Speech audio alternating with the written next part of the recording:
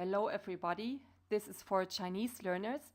Today I would like to show you more parts of this stroke order dictionary that you find at www.strokeorders.com or www.mandarinstrokes.com. Furthermore, you find here the website content in books, ebooks or apps. You have here the stroke order dictionary with over 3,000 characters illustrated, and here an exercise book for all those who prefer to write on real paper or practice Chinese characters on real paper. You find here a book with mnemonics for over 1,600 characters that make it easier to remember characters. Today I will show you more material, which you find here under this button. I made a separate video about the general writing rules, about how to write a Chinese character, and today we will have a look at the other sections. The first one is here, Chinese as a special language. In this part you find all kinds of information about traditional and simplified characters. Here these great, enormous, old traditional characters, how they were built and which stories they can tell you. More parts about other scripts and other minority languages in China. Then, of course, how many characters you actually should know or how many are existing. Then you find information about the radicals and the image content of a character, the pictograms. Then, furthermore, why is Chinese actually written in these square blocks? One part about the pinyin and the four tones, and of course the question, how do I actually write Chinese with my computer? The following section will give you information about calligraphy.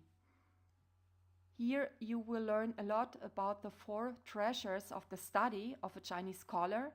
This is especially the brush, the ink stone, and very good paper. Here you will learn about where to get the best hair for a brush or what should be the hair like.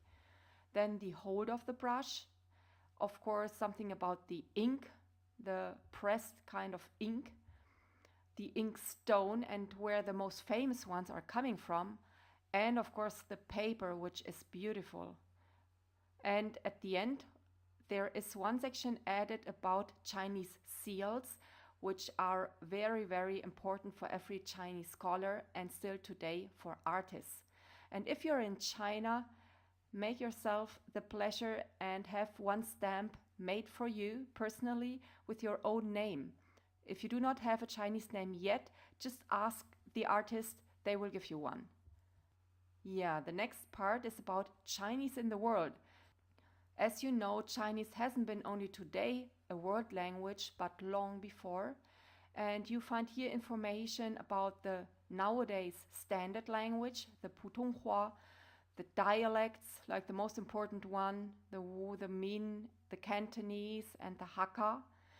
Then Chinese in other countries, of course, Chinese in Japan, Chinese in Korean, and Chinese in Vietnam. At the last section, which will give you information about the history of the Chinese language, here you find all kinds of information about the tortoise shells and the oracle bones and what is it actually about the Orchid Pavilion, this very famous place of Chinese linguists. Here information about the different calligraphist styles. And of course here the Orchid Pavilion. And the four arts of a Chinese scholar, which is music, that means basically playing this instrument that is called qin, and this game which is called weiqi, which gets much more popular in the whole world now, and of course Chinese calligraphy itself and Chinese paintings. And here at the end you have a listing of the most important Chinese dynasties. And I hope this gave you an overview, and I wish you a very good day